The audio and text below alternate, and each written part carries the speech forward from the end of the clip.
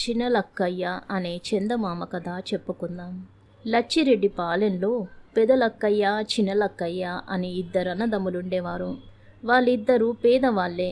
కట్టెల మోపులు అమ్ముకొని రోజు చెరో పావలా సంపాదించుకునేవారు. పెద్దలక్కయ్య తన పావలాలో 2 అణాలు సంసారం కోసం ఖర్చు పెట్టి మిగతా 2 అణాలు నిలవేసుకునేవాడు. చిన్నలక్కయ్య పెళ్ళే చేసుకోలేదు. ఎవడు పిల్లనిస్తానని వచ్చినా తాపిగా చేసుకుంటే నవాబు కూతుర్నే పెళ్లి చేసుకోవాలి అని అక్కడ నిలబడకుండా చక్కా పోయేవాడు.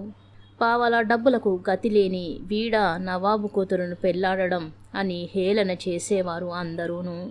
చిన్నలక్కయ్య సంపాదించే పావలాలో 3 అణాలు పెట్టి చిల్లర తిండి తిని తక్కిన అణ చాకలికి ఇచ్చి వాడి దగ్గర నుంచి ఇస్త్రీ మడతలు అద్దెకు తెచ్చుకొని ధరించి సాయంకాలం దర్జాగా వీధుల వెంబడి షికారు వెళ్ళేవాడు. ఎవరయ్యా వచ్చేది అంటే ఎవరో తెలియదా, హైదరాబాద్ నవాబు గారి అల్లుడు చిన్నలక్కయ్య గారు అనేసరికల్లా ఊళ్ళో వాళ్ళందరూ సరదాగా నవ్వుకుంటూ ఉండేవాళ్ళు. ఒక మాటు పెద్ద ముసురు పట్టి కట్టెల కోసం వెళ్ళడానికి వీల్లేకపోయింది.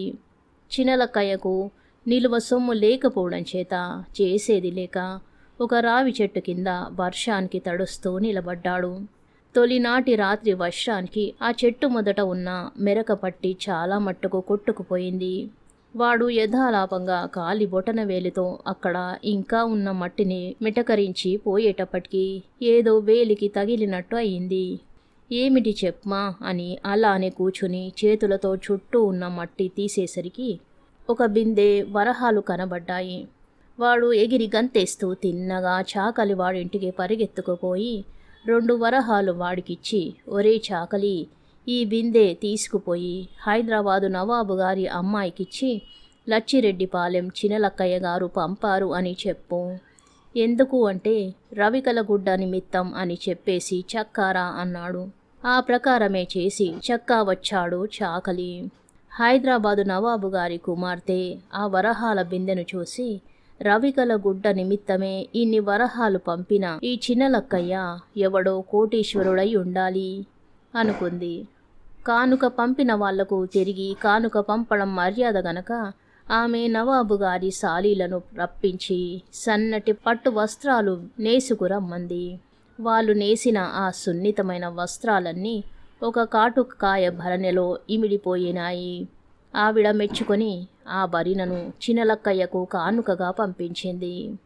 అలాంటి విలువైన బట్టలు ధరించి షోకుగా షికారు వెళ్ళడం చిన్నలక్కయ్యకు సరదాయే, కానీ వాడి ఉద్దేశమే వేరు.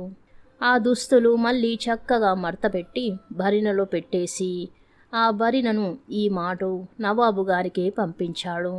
ఈ దుస్తులు తమ సాలీలు నేసినవే అని నవాబు గారికి తెలియనే తెలియదు. వాటిని చూసి ఆయన మురిసిపోయి, ఈ చిన్నలక్కయ్య ఎవడో నాకన్నా గొప్పవాడై ఉండాలి, లేకపోతే ఇలాంటి విలువైన దుస్తులు నేయించి నాకు పంపగలడా అనుకున్నాడు. ప్రతిగా ఎన్నో ఏనుగుల్ని లొట్టపిట్టల్ని రప్పించి వాటి మీద వరహాల సంచులు కట్టించి చిన్నలక్కయ్యకు కానుకగా పంపాడు. లచ్చిరెడ్డి పాలానికి ఏనుగులు లొట్టపిట్టలు రావడం వెళ్ళడం చూసారే గాని ఊళ్ళో వాళ్ళెవరికి జరిగిన సంగతేమిటో తెలియదు. ఏమంటే చిన్నలక్కయ్య ఆ వచ్చిన సంచులు ఫలానా అని తెలుసుకుని వాటిని అపాలంగా నవాబు కూతురుకు కానుకగా పంపేశాడు. నవాబు కూతురుకు ఆ సొమ్ము చూసేటప్పటికీ కళ్ళు మిరుమిట్లు గొలిపి వెంటనే ఆమె సపరివారంగా వచ్చి లచ్చిరెడ్డి పాలెం ఊరు బయట డేరాలో మకాం వేసింది. తన్ను చూడ్డానికి నవాబు కూతురు వచ్చిందని తెలిసేటప్పటికీ చిన్నలక్కయ్యకి గాబరా ఎత్తి వాడు పక్కనున్న అడవిలోకి పారిపోయాడు. అక్కడ సరోవరంలో దేవకన్యలు కొందరు కిరీటాలు గట్టు మీద పెట్టుకుని జలక్రీడ సల్పుతూ ఉన్నారు. చిన్నలక్కయ్య ఆ కిరీటాలన్నీ తీసి చెట్టెక్కి కూర్చున్నాడు. వాళ్ళు నీవేమి కోరుకుంటే అది ఇస్తాం, మా కిరీటాలు మాకిచ్చేయి, ఇవి లేకుంటే మళ్ళీ మా లోకాలకు పోలేము నాయనా అని బ్రతిమలాడారు. వాడు నాకేమీ వద్దు, మీ బంగారు కలశాలతో నీరు పట్టుకెళ్ళి ఊరు బయట డేరాలో ఉండే నవాబు కూతురుకు కాళ్ళు కడుక్కోమని ఇవ్వండి, మీరెవరంటే చిన్నలక్కయ్య గారి పరిచారికలం అని చెప్పి వెళ్ళిపోండి అన్నాడు. వాళ్ళు అందుకు ఒప్పుకోగా కిరీటాలిచ్చేశాడు. వాళ్ళు చినలక్కయ్య చెప్పినట్లు తూచా తప్పకుండా చేసి వెళ్ళిపోయారు. నవాబు కూతురు ఆ దేవకన్యల్ని, ఆ బంగారు కలశాలని చూసి ఆశ్చర్యపోయి, అమ్మో, ఈ లక్కయ్య ఎవరో దేవగణానికి చెందినవాడు గాని సామాన్య మానవుడు కాదు. కాకపోతే దేవకన్యలేమిటి, పరిచారకులుగా ఉండడమేమిటి అనుకుంది. మళ్ళీ ఆ దేవపురుషుడి దర్శనం ఎప్పటికో అనే ఆత్రంతో ఆమె తెల్లవారకుండానే తన పట్టణం వెళ్ళిపోయింది.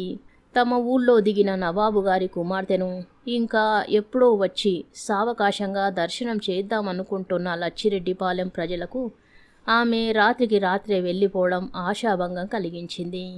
ఇదేమిట్రా చినలక్కయ్య, మేం చూడకుండానే పంపేశావు అని గోల పెట్టారు.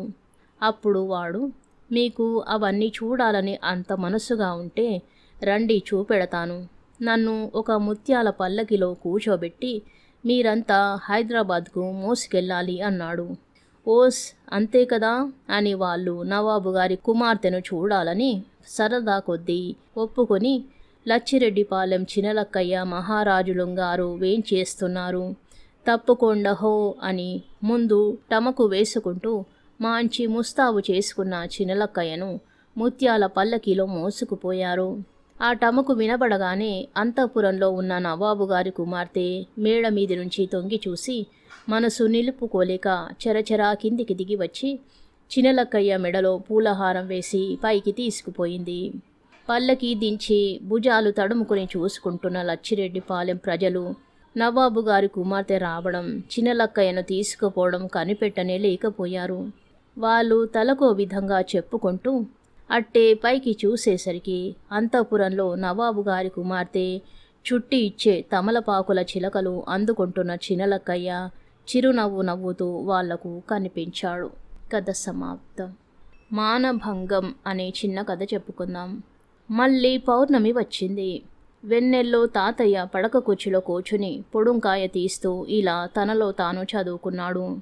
తాతయ్య చుట్టూ మూగిన పిల్లలు ఆయన పొడుం పట్టు పట్టి పీల్చే లోపలనే, అంటే ఏమిటి తాతయ్య, అది కూడా కథేనా తాతయ్య, కథ చెప్పు తాతయ్య అని గోల చేశారు. పొడుంకాయ రొండిన దోపుకుంటూ, ఆ శ్లోకానికి అర్థమేమిటంటే, మానాభిమానాలు గలవాళ్ళుంటారు చూసారా, అలాంటి వాళ్లకు మానభంగం కలిగినప్పటికీ మేలే జరుగుతుంది. వెనకటికి అనంతుడనేవాడు అవమానం పొందిన కారణంగా గొప్ప పండితుడవలేదా అని అన్నాడు. అనంతుడెవరు తాతయ్య, ఏం అవమానం జరిగింది అని పిల్లలు మళ్ళీ అడిగారు. అరవకుండా కథ వినండర్రా, అన్నీ మీకే తెలుస్తాయి అంటూ తాతయ్య ఇలా కథ చెప్పాడు. చోళ దేశంలో ఒక పండిత కుటుంబం ఉండేది. అందులో కేదారభట్టు, మహానంది భట్టు, అనంతభట్టు అని ముగ్గురు అన్నదమ్ములుండేవారు. ముగ్గురు భార్యలతో కాపురాలు చేస్తున్న వాళ్ళే. అనంతభట్టు అన్నలేగాక వారి భార్యలు, అనంతభట్టు భార్య కూడా సంస్కృతంలో ధారాళంగా మాట్లాడేవారు. ఒక్క అనంతభట్టుకే సంస్కృతం బొత్తిగా రాదు. వాడు తెలివి తక్కువ వాడు సుమా, సోమరిపోతూ. అందుచేత వ్యాకరణం చదువుకోకుండా విని పట్టుకుని సంస్కృతం మాటలు తన ఇష్టం వచ్చినట్లు మాట్లాడుతుండేవాడు. ఒకనాడేమైందనుకున్నారు, అందరూ భోజనాలు చేస్తున్నారు. అనంతుడు పెరుగు తెమ్మని అడిగే ఉద్దేశంతో పెళ్ళాంతో దది మానయ్య అన్నాడు. అందరూ గొల్లున నవ్వారు. ఎందుకో తెలుసా, పెరుగు తీసుకురా అనాలంటే దది ఆనయ్య లేకపోతే దద్యానయ్య అనాలి. ఆ సంగతి అనంతుడికి తెలియదు. అప్పుడు అనంతుడి భార్య ఏం చేసిందో తెలుసా, ఆ అమ్మాయి మంచి పండితురాలు మరి. తన భర్తను చూసి అందరూ నవ్వారని కష్టం వేసి, మీరంతా ఎందుకు నవ్వుతున్నారు, ఆయన సరిగ్గానే చెప్పారు, దది మానయ్య అంటే దది మా అన్నయ్య, పెరుగు తేవద్దు, మజ్జిగ తీసుకురా అని ఆయన ఉద్దేశం అంటూ మజ్జిగ తెచ్చి భర్తకు వడ్డించింది. మొగుడు కొట్టినందుకు కాదు, తోడికోడలు నవ్వినందుకు అనే సామెత చెబుతారు చూసారా.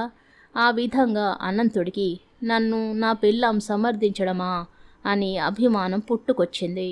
ఆ అభిమానం కొద్దీ వాడు ఒకనాటి రాత్రి ఎవరికీ చెప్పకుండా కాశీ చక్కా పోయి అక్కడ పట్టుదలతో గొప్ప గొప్ప పండితుల దగ్గర సకల శాస్త్రాలు క్షుణ్ణంగా చదువుకొని ఎన్నో దేశాలు తిరిగి ఎందరో రాజుల ఆస్థానాలలో అంతులేని పండితులను ఓడించి కంకణాలు, బిరుదులు, బహుమానాలు, కానుకలు పుచ్చుకొని మరి ఇంటికి తిరిగి వచ్చాడు.